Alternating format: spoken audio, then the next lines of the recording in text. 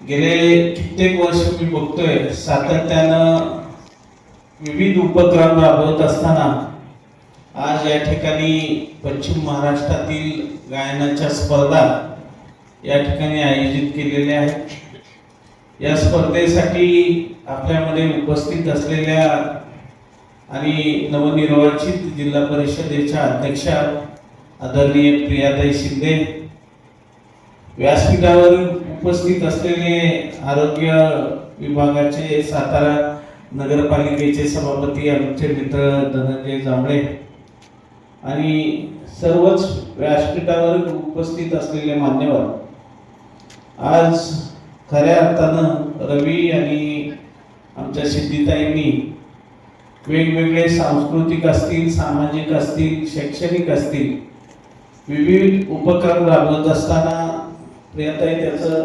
कायमस्वरूपी सातत्य ठेवणं अवघड असतं। कदाचित एखाद्या वर्षी कार्यक्रम घेऊन तो बंद केला जातो, पण सतत सातत्य आणि विविध क्षेत्रामध्ये काम करत असताना एक चांगली कामगिरी रवींद्र पवार आणि आमच्या सिद्धीताई करत असतात। आज या ठिकाणी पश्चिम महाराष्ट्रातून जे गायक आलेत त्या सर्व गायकांना आम्हा सातारकरवासियांच्या वतीनं मनापासून आपलं हार्दिक अभिनंदन करतो, हार्दिक आभार मानतो। आज या कार्यक्रमाच्या निमित्तानं काही बक्षिसं आता इथे दिली गेली जाणार आहेत। त्या सर्व विजेत्या स्पर्धकांचं आणि ज्यांनी भाग घेतला त्या सर्वांचं पुन्हा एकदा सातारा नगरीचे आणि आपल्या सर्वांचं दैवत असलेले श्रीमंत छत्रपती उदय महाराज, श्रीमंत छत्रपती शिवेंद्रसिंह महाराज यांच्या वतीनं तुम्हा सर्व मंडळींचं हार्दिक अभिनंदन आणि आभार मानतो। धन्यवाद। पहिल्यांदा जिल्हा परिषदेच्या अध्यक्षपदी निवड झाल्याबद्दल आम्हा सर्व रसिक श्रोत्यांतर्फे तुमचं मनपूर्वक हार्दिक अभिनंदन। धन्यवाद। आज पश्चिम महाराष्ट्रातील सर्व दर्दी कलाकारांसाठी आज सिद्धीताई पवार आणि रवींद्रदादा पवार यांनी एक उत्तम व्यासपीठ इथे उपलब्ध करून दिलं, त्याबद्दल उभयतांचे मी आमदार महेश दादा आणि त्यांचे मित्र परिवार यांच्याकडून खूप खूप आभार आणि स्वागत करते। कारण अनेक कलाकार समाजामध्ये असतात, पण व्यासपीठ मिळणं ही खूप मोठी गरज असते आणि एक कार्यक्रम करणं आणि तो सातत्यानं चालवणं। मला वाटते गेले 11 वर्ष ताई अत्यंत सुंदर दांडिया इथे 15 वर्ष सातत्यानं दांडिया महोत्सव करतात। एकदम मी पण आले होते, प्रचंड गर्दी आणि प्रचंड उत्साह, एक वेगळाच माहोल। तर हे इतकं सोपं नसतं, म्हणजे एक कार्यक्रम अरेंज करणं आणि सातत्यानं तो चालवणं आणि तो यशस्वी करणं प्रचंड कष्ट आणि मेहनत असतात। तर एक नगरसेविका म्हणूनही त्यांचं सातत्य आहे आणि अनेक लघु उद्योजिका त्यांनी तयार केल्या आणि सातत्यानं त्यांना प्रोत्साहन देणं, त्यांना मार्केटिंगचं प्रशिक्षण देणं, असं सातत्यपूर्ण काम त्यांचं चालू आहे। तुमच्या पूर्ण भावी करिअरसाठी माझ्याकडून खूप खूप शुभेच्छा. आणि आता जे फायनलिस्ट आहेत 30 त्या सगळ्यांना ऑल द बेस्ट. आणि माझ्या मते तुम्ही सगळे विनर आहात. आणि आता सिद्धीताईंनी एक पाऊल टाकलेलं आहे, तर ही स्पर्धा ही दरवर्षी सुरू राहणार आहे. त्यामुळं अगदी आज ज्यांना कुठेतरी 19-20 झालं असेल तर पुढच्या वर्षी हे दालन आणि हा प्लॅटफॉर्म आपल्या सगळ्यांसाठी निश्चितपणे उपलब्ध आहे. सगळ्यांना ऑल द बेस्ट. आणि आमच्याकडून तर तुम्ही सगळे विनर आहात. खूप खूप धन्यवाद. धन्यवाद.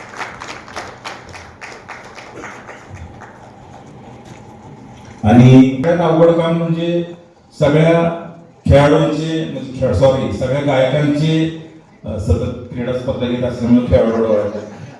काय झालं की सर्व गायकांचे प्रियताई काय झालं की गेली महिना 1.5 महिना तयारी चालू आहे. तर पूर्ण पश्चिम महाराष्ट्रातून विदर्भातून सुद्धा फोन आले. साधारण 450 एंट्रीज झाल्या कार्यक्रमासाठी. इतक्या प्रचंड प्रमाणात एंट्री झाल्या, 450च्या आसपास एंट्री झाल्या. त्यातून 100 सिलेक्ट केले सेमी फायनलला, फायनलला 30. तर हे सगळं काम इतकं अवघड होतं, जोखमीचं होतं. ते जोखमीचं काम पाटील सर, आमचे माझे जुने मित्र क्लासमेट आमचे विनय कुमार आणि लोंढे सर यांनी सतत महिनाभर परिश्रम करून हा कार्यक्रम सक्सेस होण्यात त्यांचा मोलाचा वाटा आहे. त्यांच्याशिवाय हे शक्य नव्हतं. बाकी मी हे सगळे अरेंजमेंट केली, पण त्यांनी अवघड काम केलेलं आहे. त्याबद्दल मी ताईंना आणि सुनील तात्या काटकर आणि किरण पाटील सर, फडके साहेब व पुरोहित साहेबांना विनंती करतो की आपल्या सर्वांच्या उपस्थितीत त्यांचा एक छोटासा सन्मान झालाच पाहिजे. ही सर्व ट्रॅक त्यांनी चेक करूनच सगळे परीक्षक फायनल केले सगळे स्पर्धक. त्या सत्कार विनयजी कुलकर्णी साहेब.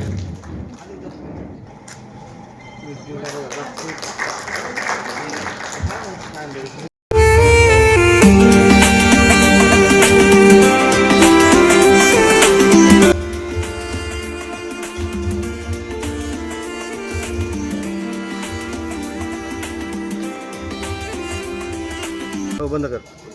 10वा क्रमांक सर्वांनी शांततेत.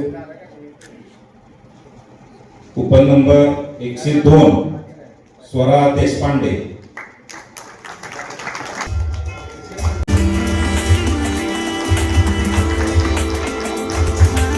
टाळ्यांचा गजर झाला पाहिजे. फडके साहेब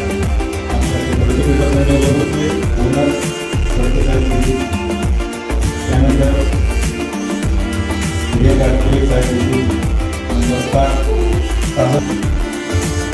अभिनंदन.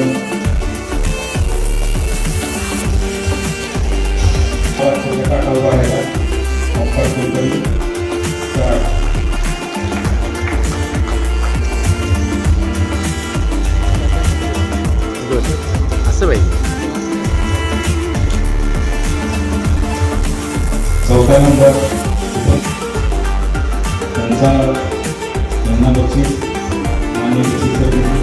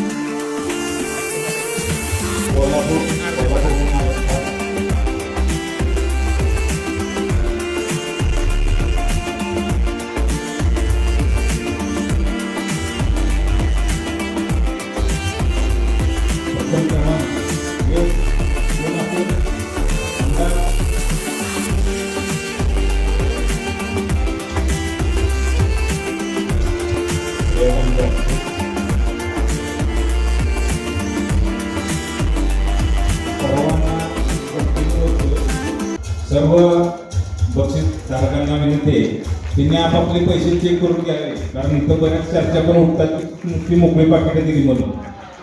त्यामुळे पैसे उघडून बघावे सगळ्यांनी. रोख रक्कम दिलेली आहे. सर्वांनी सर्टिफिकेट कलेक्ट करायचे विनय कुलकर्णी सरांकडनं. एक कौतुक आहे सगळ्यांसाठी. आपल्याला 1000 रुपये देणार लगेच.